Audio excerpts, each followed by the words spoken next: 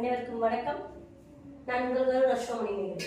இன்னைக்கு இது என்ன பாடம் அப்படின்னு பார்த்தீங்கன்னா, ஒரு கேந்திர திரிகோணத்தை பற்றின சிறப்பு அம்சத்தை பற்றின விஷயம் இது.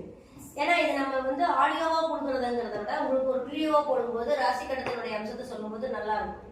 அதாவது ஒரு கேந்திரம்னு சொல்லக்கூடியது 1-5, அதாவது திரிகோணம் என்பது 1-5-9, அதாவது நெருப்பு தத்துவம்.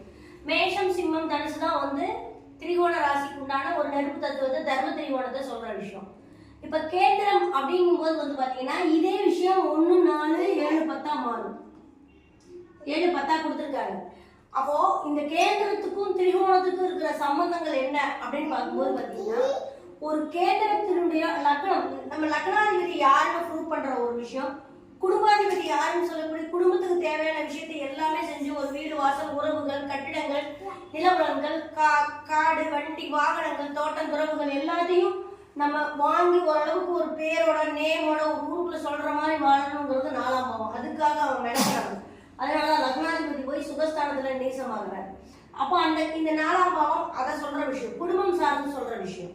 அடுத்து 7ஆம் பாவம் சொல்லும் பொழுது மனைவி சார்ந்த சொந்த பந்தங்களா இருக்கட்டும், அடுத்து வெளிநபர்களுடைய தொடர்பு, நம்மளை பத்தி வெளி உலகங்கள நல்ல பேரை, ஒரு திருமண விஷயங்களாகட்டும், திருமண தோஷங்கள் இல்லாம நல்ல விஷயங்களை மக்களோட ஒரு கனெக்டிவிட்டியா கொடுக்குற விஷயங்கள் 7ஆம் பாவத்துக்கு உண்டான விஷயங்கள். அப்போ ஒரு லக்னாதிபதி 7ஆம் சித்திரை நட்சத்திரம் அங்க இருக்கு அப்படிங்கும்போது பாத்தீங்கன்னா, அவன் அந்த விஷயத்தையும் தோஷம் இல்லாம ப்ரூவ் பண்ணி சரியான சமயத்துல ஒரு திருமணம் சம்பந்தமான விஷயங்கள்லாம் செஞ்சு ஒரு ஜனத்துல ஒரு இது சமுதாயம். 7ஆம் பாவம்ங்கிறது நம்மளுடைய சமுதாயம், வெளி உலகத்தோட. அப்போ ஒருத்தர் போய் ஒரு சபையில நிக்கணும்னா கூட அவன் ஒரு குடும்பஸ்தனா குழந்தை குட்டியோட ஒரு அங்கீகாரத்தோட ஒரு கௌரவமா போய் நின்னான்னா அந்த சபை மதிக்கும், சபை நிறையும். இது 7ஆம் பாவம் சொல்ற விஷயம். 7ஆம் பாவம் நல்லா இருக்கும். 10ஆம் பாவம் கேட்கவே வேணாம், ஜீவனம் தொழில். இவன் என்ன மாதிரி ஒரு ஜீவனம், இப்போ ஒரு தாத்தா சொத்த பேரை அனுபவிக்கிறான் அப்படின்னா அந்த தாத்தா என்ன மாதிரி சம்பாதிச்சாரு, நல்ல வகையில் சம்பாதிச்சாரா அப்படிங்கிறத வச்சுதான் அந்த ஜெனரேஷனுக்கு தலைமுறைக்கு அந்த சொத்து நல்ல விதமா போய் சேருதா அவஸ்தை கொடுக்குதாங்கிறது தெரியும். அப்போ இந்த 10ஆம் பாவம் பூர்வ புண்ணியத்துக்கு 6ஆம் பாவம் இல்லையா? அப்போ அவங்க எப்படி சம்பாதிச்சாங்கன்னு சொல்றது 10ஆம் பாவம் தான். அது மட்டும் இல்ல, இந்த இடம் பாத்தீங்கன்னா கர்மபுத்திரன்னு சொல்லக்கூடிய இடம். ஜீவனம் தொழில் கர்மம் மூணையும் சொல்லக்கூடிய விஷயம். நம்மளுடைய கர்மா என்ன அப்படிங்கிற ஒரு விஷயத்தை நம்ம தாத்தா எப்படி சம்பாதிச்சாரு, நம்மளுடைய அப்பாவுடைய தனஸ்தானம் என்ன, அதை வச்சுதான் லக்னத்துக்கு ஃபுல்லா அது சம்பந்தமா தான் பிறக்குங்கிறதுனால இங்க உத்திராட நட்சத்திரத்தை கொடுத்துருக்கான், 5ஆம் அதிபதி நட்சத்திரம்.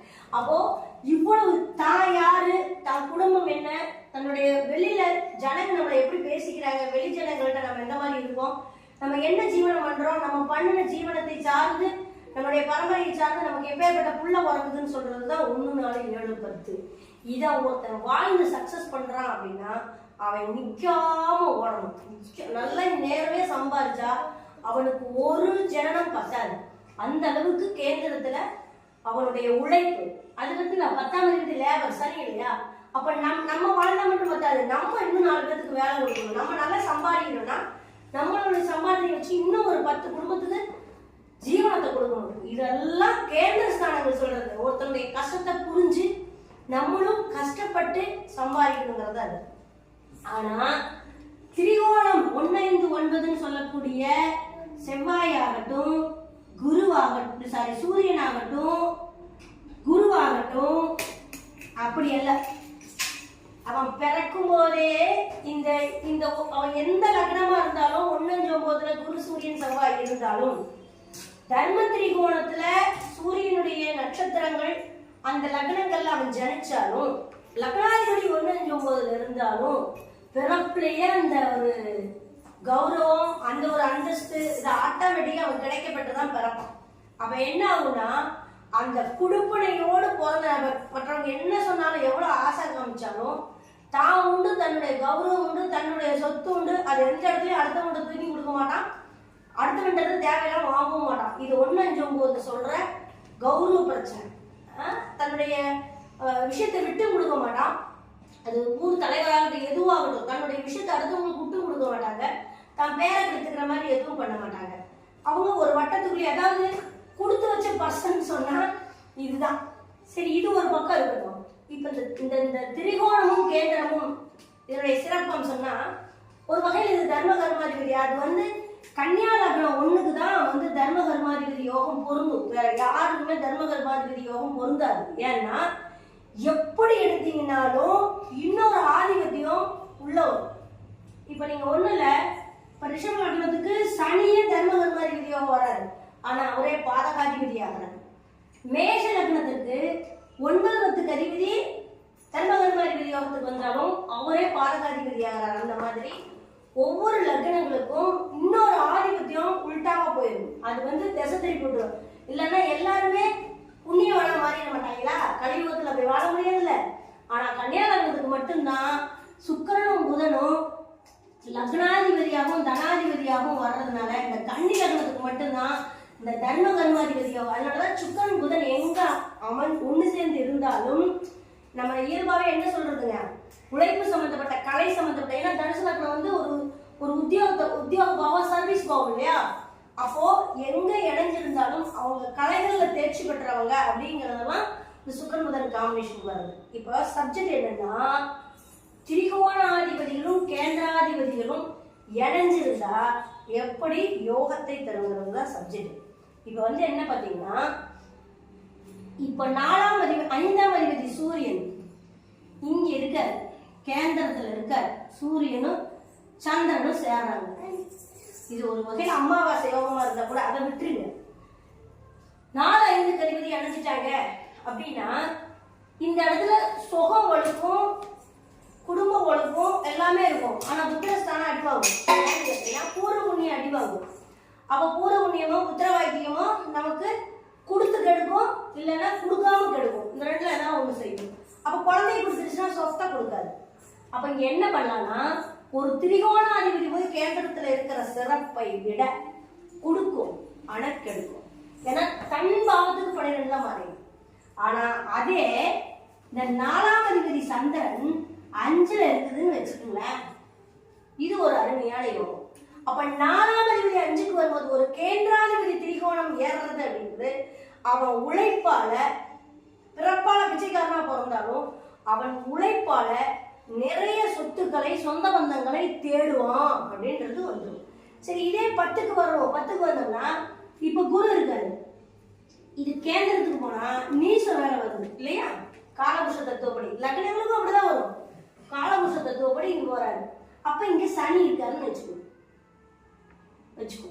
அப்போ ஒரு குரு தன் ஸ்தானத்துக்கு 2க்கு போகும்போது அங்க நீசத்தை கொடுக்குறாரு, நீசம் அடையிறாரு. ஒரு வகையில இந்த இடத்துல இது நல்லதா அப்படின்னு கேட்டா நல்லதல்ல. கர்மம் இருக்கும், ஆனா தனம் இருக்காது, அல்லது அந்த புகழ் இருக்காது. தொழில் இருக்கும், நல்ல பெரிய ஆளா இருப்பாங்க, ஆனா அவங்க அந்த புகழை அடைய முடியாது. அந்த சாதனை பட்டியல் வர மாட்டாங்க. உழைச்சிக்கிட்டே இருப்பான், போய் சேர்ந்துருவான். ஆனா பெரிய கம்பெனி ஓனரா இருப்பாங்க, அவங்க பேரே தெரியாது. அவங்க பையன் வேற ஒருத்தன் வந்துதான் அந்த புகழை கொண்டு வருவான். அப்போ இவங்களுக்கு ஏன் போகுதுன்னா 9ஆம் அதிபதி போய் அங்க வந்து நீசமாகிறார். அதே சமயம் இந்த சனி இங்க இருக்காருன்னு வச்சுக்கோங்க. அப்போ ஒரு கேந்திரம் திரிகோணத்துல வந்து உட்காருது அப்படின்னா அருமையான விஷயம். 10ஆம் அதிபதி 9ல இருக்காருன்னா, உனக்கு தொழில் சூப்பரா இருக்கு, உங்க பரம்பரை தொழிலும் இருக்குது, நீ எந்த தொழில் செஞ்சாலும் அந்த தொழில்ல என்ன பண்ணுவாங்க, சங்க தலைவரா போடுறாங்க இல்லையா? சங்க தலைவரா போடுவாங்க. அப்ப எந்த தொழில் பார்த்தாலும் நீ தலைவர் போஸ்டுக்கு தகுதியானவர் அப்படிங்கிற மாதிரி இங்க வந்து நம்ம வந்து அந்த தொழில் சார்ந்த விஷயமாகட்டும், அந்த குடும்பம் சார்ந்த விஷயங்களாகட்டும் நம்மை அங்கீகரிக்கும், தலைவர் போஸ்டுக்கு அங்கீகரிக்கும். இது தர்ம கர்மாதிபதி யோகத்துல இருக்கிற அற்புதமான ஒரு விஷயம். ஒரு கேந்திராதிபதி திரிகோணம் ஏறுவது அப்படிங்கிறது அவன் சம்பாதித்து அவ்வளவு கஷ்டப்பட்டாலும் அவன் அந்த புகழையும் பேரையும் அடைவான்ங்கிறது விதி. ஆனா ஒரு திரிகோணாதிபதி கேந்திரம் ஏறுவது அவன் அந்த பெயர்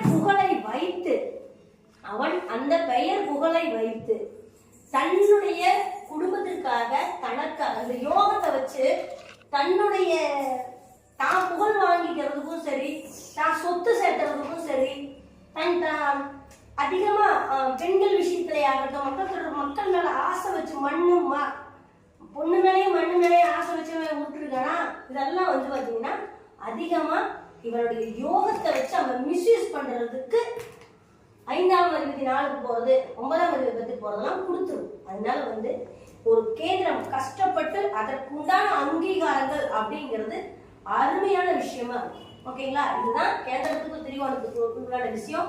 அது மாதிரி 4-5 இணைவுகளே பார்த்தீங்கன்னா நான் மோட்ச ராசியை விட மற்ற எல்லா ராசிகளுக்கும் செவ்வாயும் சூரியனும் தான் இணைக்கும் ஒரு ராசியும். இதெல்லாம் ஒரு அற்புதமான விஷயமா இருக்கும். மீண்டும் வேற ஒரு பதிவில் உங்களை சந்திக்கிறேன். இப்போ கேந்திரம் திரிகோணம் இறையும் போது எவ்வளவு விஷயங்கள் அதுக்குள்ள இருக்குன்னு பாருங்க. சும்மா எனக்கு தர்ம யோகம் இருக்குதுங்கிறதுனால பெருமைப்பட்டுக்க முடியாது. அனைவருக்கும் நன்றி, வணக்கம், வாழ்த்துக்கள், வாழ்க வளமுடன். வேற ஒரு பதிவில் சந்திக்கலாம்.